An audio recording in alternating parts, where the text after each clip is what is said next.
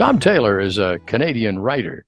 He has a history from York University, so it won't come as any surprise that he has a real interest in the War of 1812. And in recent times, that's been his focus. He just loves to tell stories about that period. And Brock's Spirit is the fifth in the series. There it is now. And it's been in stores since June of this year. Now, the other books in the series include Brock's Agent, Brock's Railroad, Brock's Traitor, Brock's Assassin, and now Brock's Spirit. Now, two of those books, Brock's Railroad and Brock's Traitor, received awards from the independent publishers for wartime fiction. High praise indeed. Now, I've read all the previous books. I can tell you, I absolutely loved them all. They were great fun. What a marvelous way to take in Canadian history. They're great reads. And we want to say welcome. Thank you, Tom, for joining me today. It's lovely to see you. Thanks for having me. I've been looking forward to seeing you again. Well, I was not overly surprised when I started the book to see that Lieutenant Jonathan Westlake is at it again. And what a journey it is. We go back to May 25th, 1813, and the young lieutenant is at home for a much-needed rest from the war, and suddenly he spots the American fleet on the way to Niagara Peninsula. So where do we travel to in this new journey? Well, Jonathan Westlake, as Upper Canada's first secret agent in the War of 1812, he's had some remarkable travels and romances in his young life, from Fort St. Joseph and Michilimackinac down to Fort Detroit and over to Queenston Heights, and he into the United States, Sackett's Harbor and Brock's Traitor. He goes there. In fact, he goes right down to Virginia in Brock's Railroad. And thank you for mentioning that Brock's Railroad happened to have won a gold medal in wartime fiction with that Independent Publishers Awards. They don't give those out to Canadians very often, so I was very honored to win that. But so Westlake in this book, because it basically takes place in the Niagara Peninsula with the battle at Stony Creek and the battle at Beaver Dams. That's where he travels. Of course, the novel actually starts with Laura Secord on October 12th, I guess, the day before the battle at Queenston Heights. And it opens with Laura having a panic attack. That we would call it today a panic attack. They didn't call it like that back then. And I have to tell you that many women suffered from anxiety through this period, and there's no specific knowledge of that Laura had anxiety attacks back then. I sort of used Laura as a vehicle to represent all women from that time period. She dampens her skirts to be around fires because women went up in flames too often. Of course, childbirth was still the leading cause of death, but working in the kitchen all day long, you're around a fire all day, morning to night, baking food, making, so she would dampen her skirts up to the knees. And then towards the end of the day, of course, the skirts would dry out and bad things could happen if a spark got on them. Wow. And then for anxiety, the Governor General's wife, Lady Prevost, she wrote letters talking about how anxious she would get, and she'd be overcome by anxiety. And I thought for Laura, the October 12th is the day before the Battle of Queenston Heights. So uh, that's when she has her attack. The garden hasn't been that great. They had a general store that was failing. It was very difficult for them to import goods from the United States. We were at war after all. So smuggling was rampant up and down the Niagara River. And of course, in the Niagara Peninsula, the Americans tried to snuff it out, but they were family members on each side of the border. So, what, you're going to stop trading with your brother? It didn't work. So, that was one of the things that I was quite surprised about, Tom, is that the border and family connections on both sides were so fluid that people, from Canada going down into the States, and as you say, a lot of smuggling going on, but there were a lot of family connections on both sides of the border. Yes, there were. To the degree that I'll just tell you a quick story in Ogdensburg. The whole town was like a smuggling community with intimate links with Prescott and the towns on the other side of the Canadian side of the river.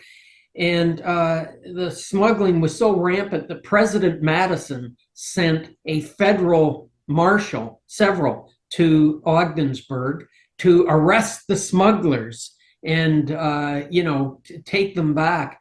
And the townspeople of Ogdensburg turned the tables and arrested the federal marshals and put them in jail.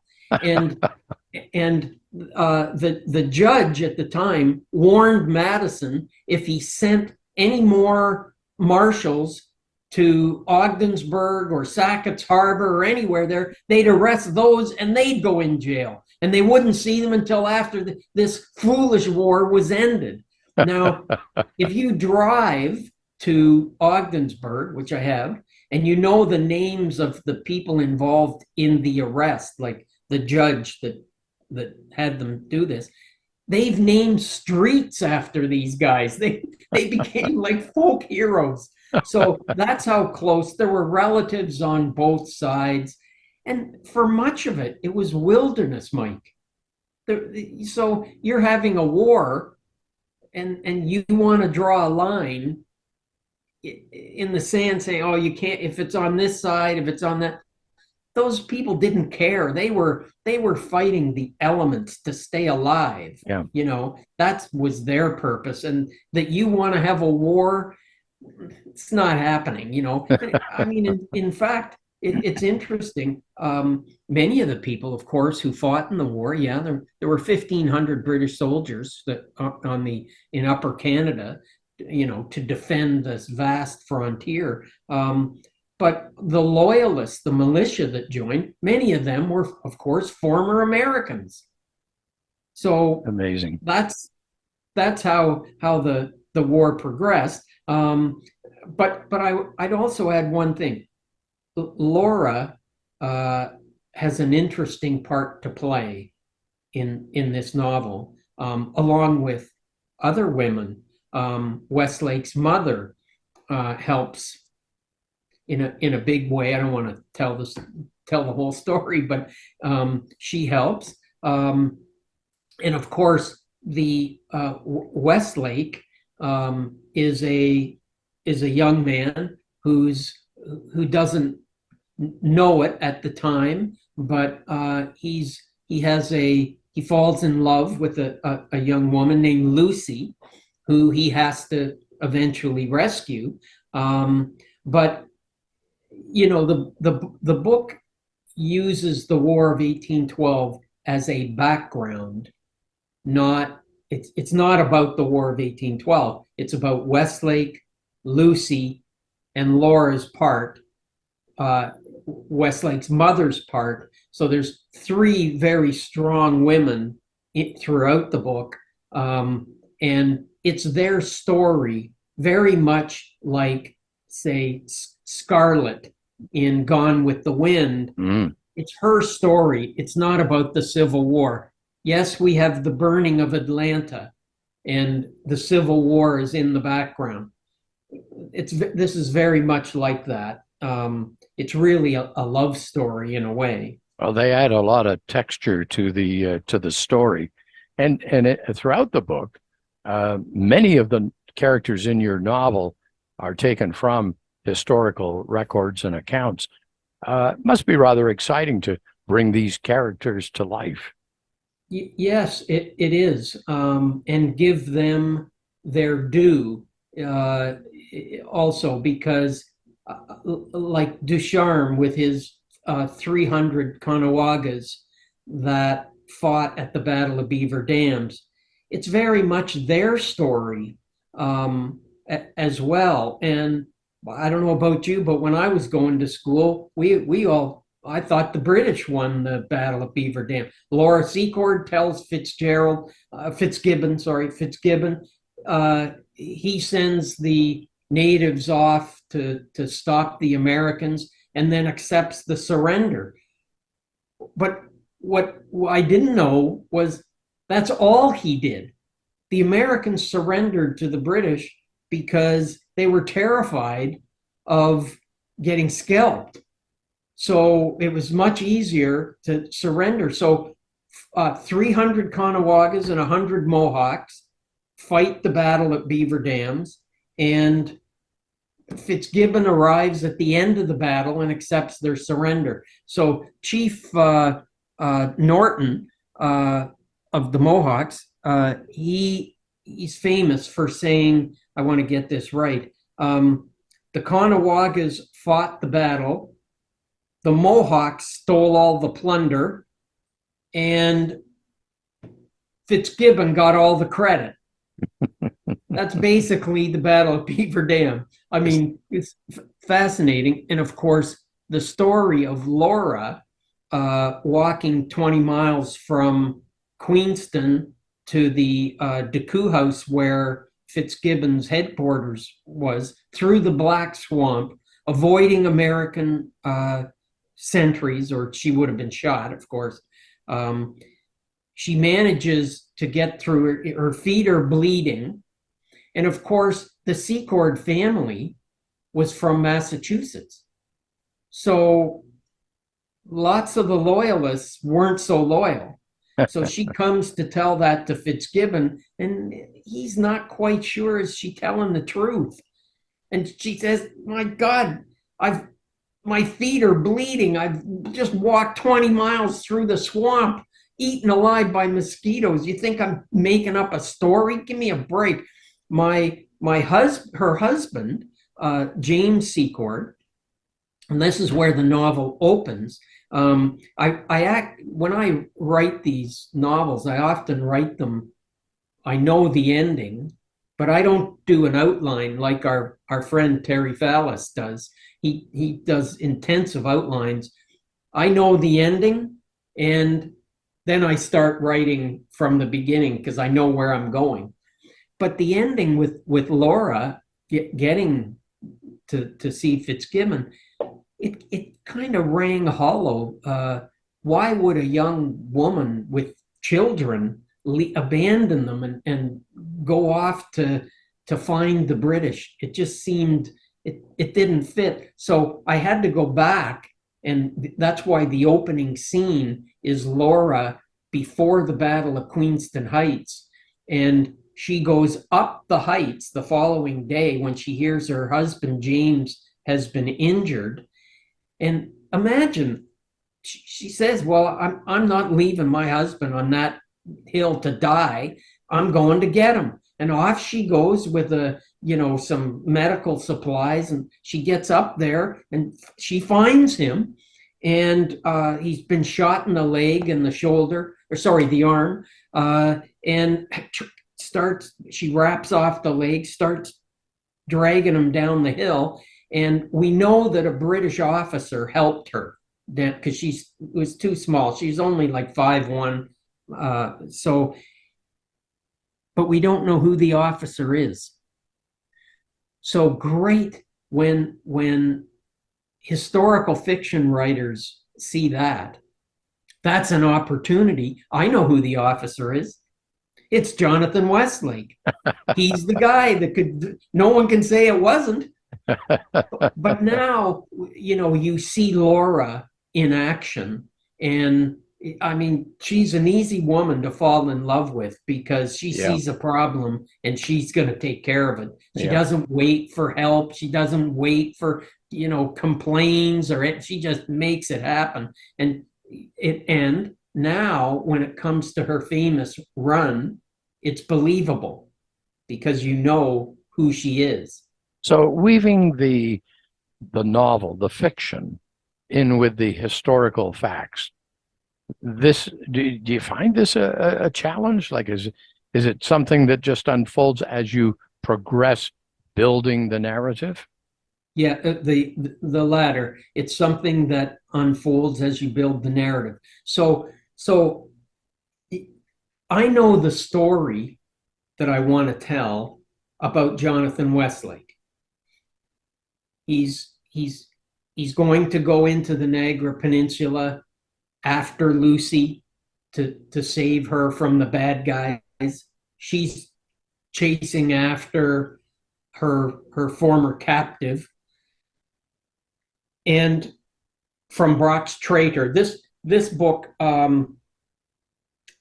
follows Brock's Traitor. You don't have to read them in chronological sequence, but so it goes Agent, Railroad, Traitor, and then this one kind of slips in between Traitor and Assassin.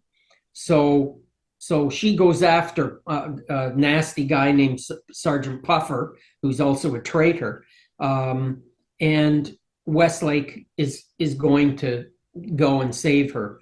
So I know the narrative and where the narrative takes place. But as I do the research for Stony Creek and Beaver Dams in this case, and the American invasion of the Niagara Peninsula, it starts to do this. It starts to come together, Get together. and yeah, and I want that to be seamless. That has to be perfect.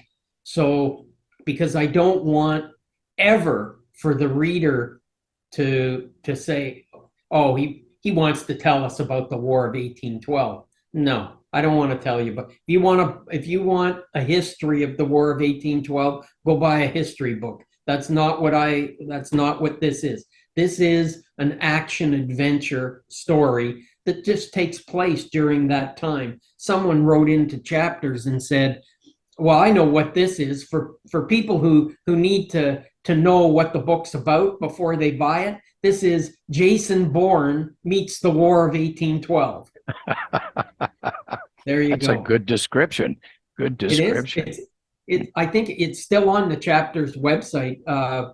I think that was the very first one, Brock's Agent, that someone wrote that in. So that Well, was great. I found the sections on the part that the indigenous tribes played really fascinating because they were there to hold back the Americans and then harass the Americans, and that part of it was truly exciting, as well as these brutes that you referred to, Sergeant Puffer.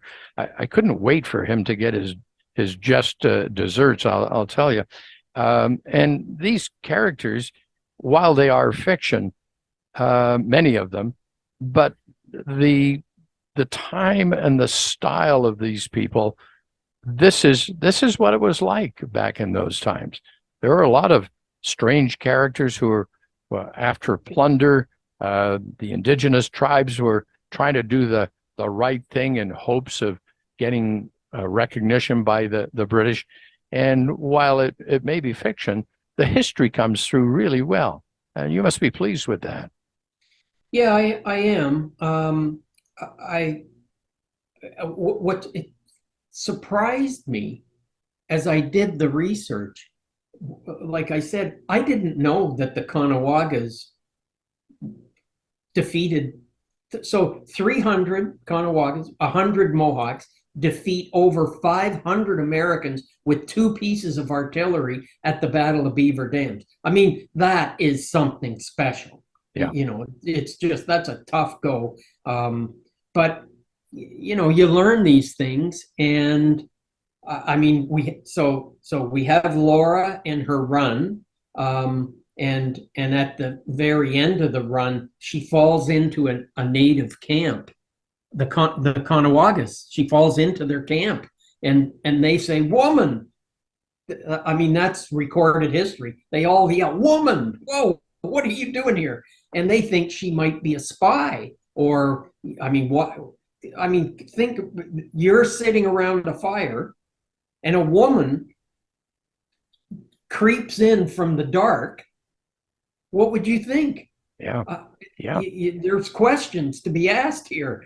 So, and it's and the truth seems preposterous. Oh, I walked 20 miles through the Black Swamp to get here.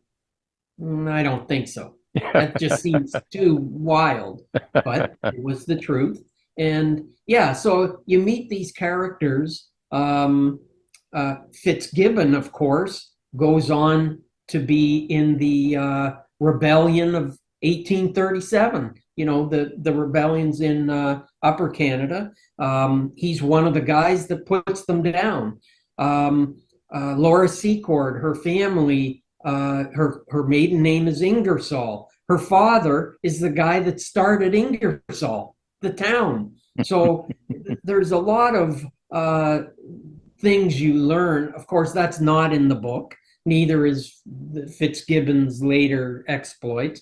I leave 90% of what I've learned out of the books. You Well, have that gives you an opportunity for the next book. there you And go. I must admit, when I came to the end, and I got this strong feeling that Jonathan Westlake is not done. That there are still challenges out there for him to encounter. Am I correct in that? I, I'm afraid you're going to have to suffer through another book.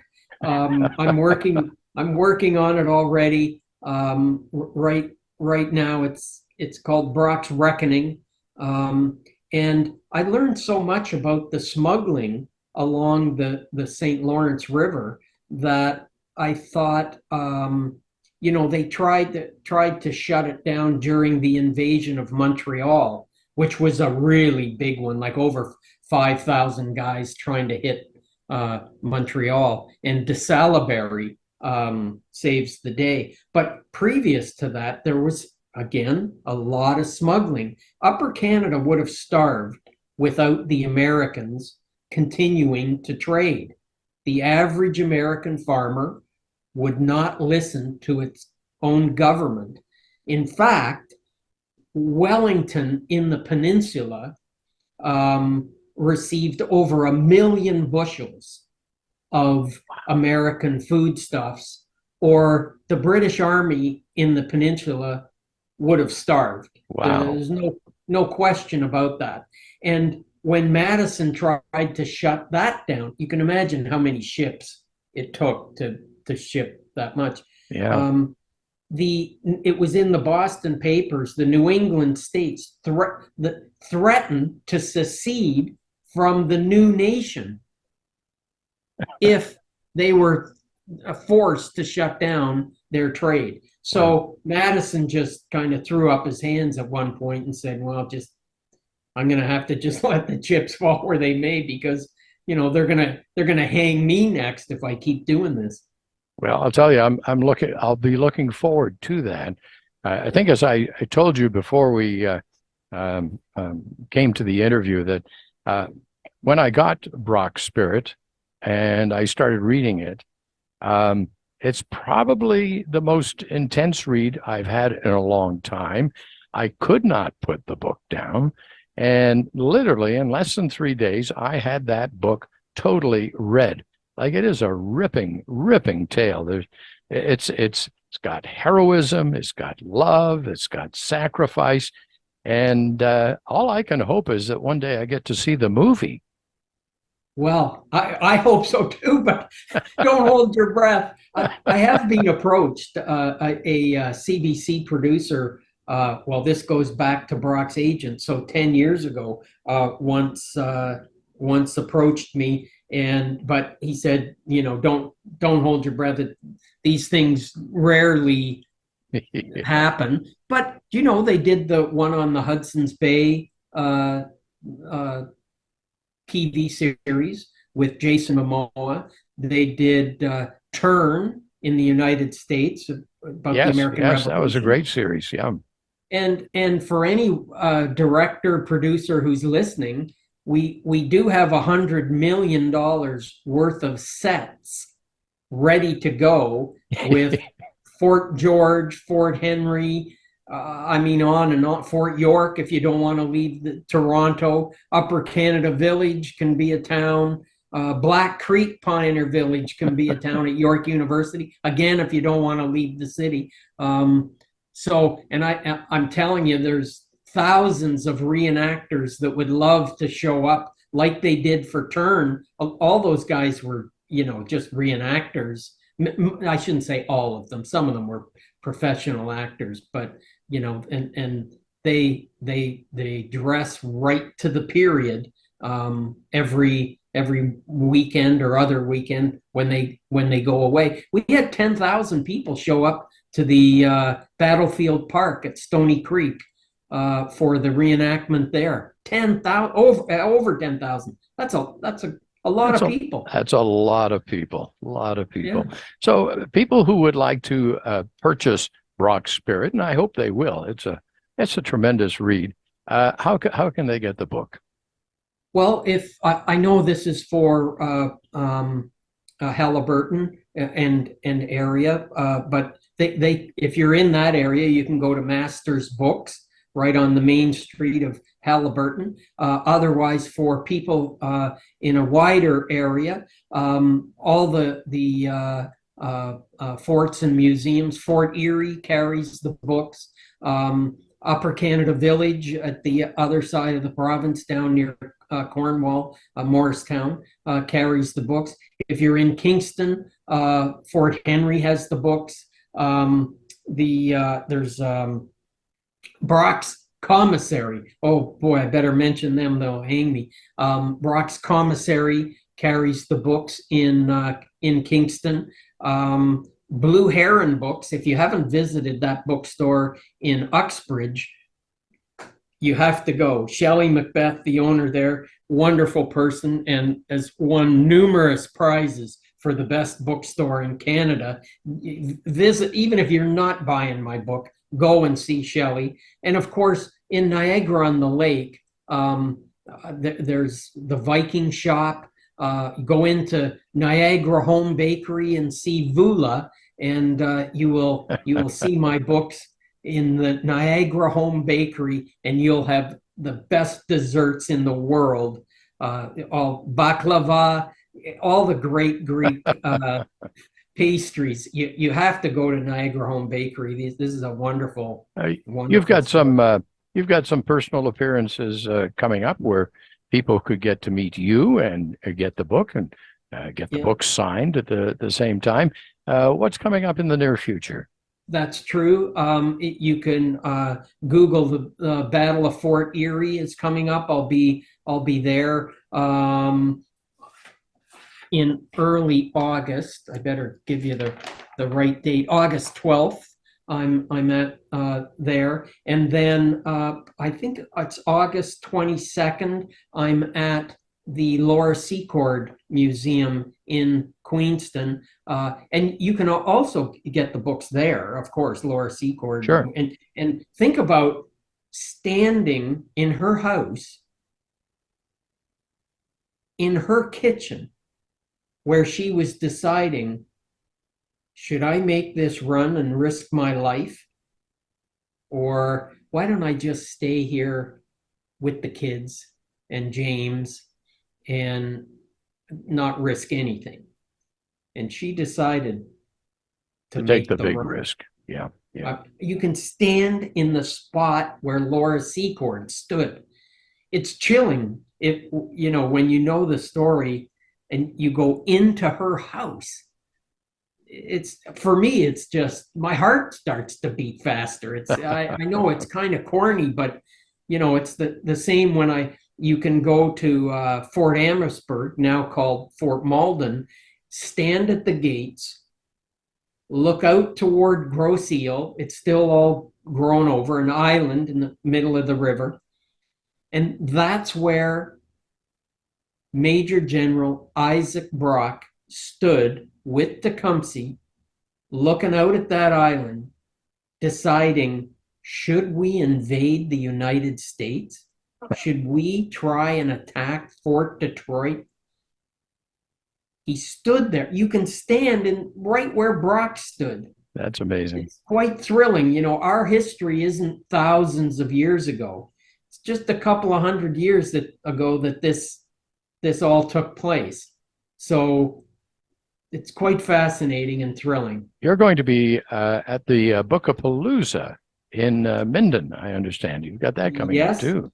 Yes, that is September 16th. I will be there. Happy to have everybody come and say hi. I'll sign all your books if you like. Even you want to bring old books, bring those and I'll sign those too. Excellent. No problem. That should be a great event. There's a lot of authors, not just me. A lot. Lawrence Hill is coming to speak. So it should be a very good event. On the cover of Brock's Spirit, Jill Downey, who's an award-winning author, says, this is rip-roaring storytelling at its best. And I'm here to tell everyone there's no exaggeration in that statement. It's I can't put this book down kind of experience. Tom, thanks for taking time and chatting with us today. It's lovely to see you again, and we'll look forward to the next edition of Jonathan Westlake. Thank you. Well, thanks for having me. I really appreciate it. I always enjoy talking to you. So thank you. Tom Taylor is the author of Brock's Spirit, and it's available now. You'll love it.